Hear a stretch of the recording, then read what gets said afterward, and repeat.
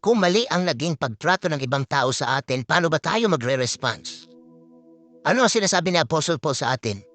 Pwede tayong gumanti ng masama sa mga taong gumawa ng masama sa atin. Pero ang sinasabi rin ni Apostle Paul, pero kung gagantihan mo ng masama ang masama, ano ang pinagkaiba mo sa mga taong nanloko at nagsamantala sa iyo? Ang sinasabi ni Apostle Paul, do not repay anyone evil for evil.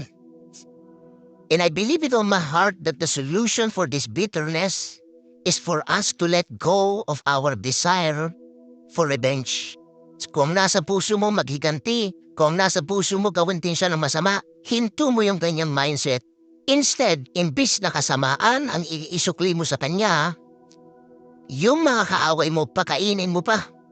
Yung mga kaaway mo, painumin mo pa kasi kapag ginawa mo yung pagpapakain at pagpapainom sa kanila, para mo silang nilalagyan ng uling sa kanilang mga ulunan, hindi sila mapapakalit, magugulat sila. Bakit ginawang ko na siya ng masama? Ginatantihan pa rin niya ako ng kabutihan. Practically speaking, bukas, pagpasok mo sa opisina, yung mga taong galit na galit ka, ilibre mo kaya ng lunch.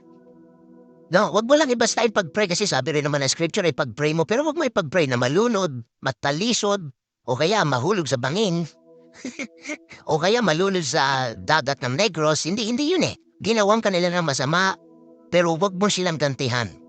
Kung gagantihan mo sila, gantihan mo sila ng kabutihan,